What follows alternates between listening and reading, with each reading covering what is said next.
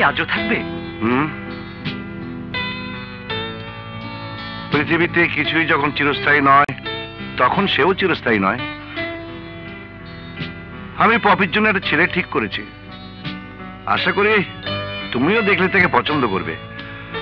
বিয়ে হয়ে গেলেও এখান থেকে চলে যাবে। এ তুমি কি বলছো ড্যাড?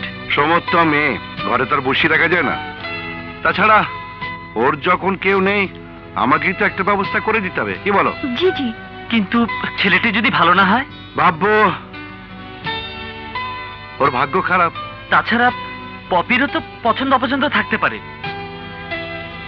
গরিবের আবার পছন্দ অপছন্দের কি? একটা ল্যাংড়া লুংড়া জুটি দিলেই হলো। ড্যাড, এটা এক ধরনের নিষ্ঠুরতা।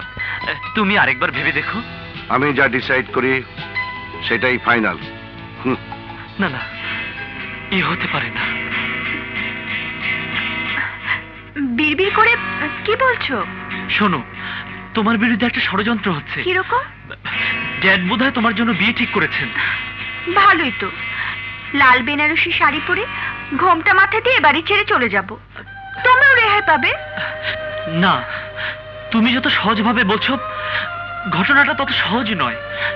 আমার মনে হচ্ছে এরই মধ্যে তুমি আমার হৃদয়ের কোথাও নোংর করেছো। আমি ঝড়ের তরি, নোংর করা আমার পক্ষে সম্ভব নয়।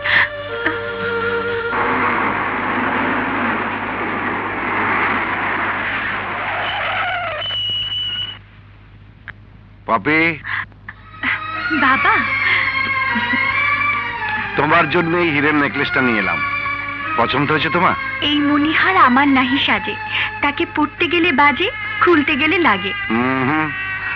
রবীন্দ্রনাথ তোমার জন্য এই কথা বলেনি মা। এই মণিহার তোমার গলাতেই সাজে। বাহ বাহ বাহ, অজানা অচেনা একটা মেয়ের হাতে এত দামি হারটা তুলে দিচ্ছ ড্যাড। জানতে না চাইলে মানুষ চিরদিন অজানাই থেকে যায়। শোনো, তোমার সঙ্গে আমার কিছু জরুরি কথা আছে, ওর সামনে বলতে পারি তো? বলো। তুমি নেশা কেন ছেড়ে দিয়েছো জানি না, but I am very much happy. বোধহয় তোমার সুবুদ্ধির উদয় হয়েছে। আমার সমস্ত ব্যবসার দায়িত্ব আমি তোমাকে দিতে চাই। তার আগে তুমি যোগ্য কি না তার প্রমাণ নিতে এই মেয়েটির দায়িত্ব তোমাকে দিতে চাই। ড্যাডি, তুমি কি সব দিক ভেবে কথা বলছো? অবশ্যই। তবে তোমরা পরস্পর পরস্পরের দায়িত্ব নিতে পারবে কি না একটা বোঝাপড়া হওয়া দরকার। হ্যাঁ,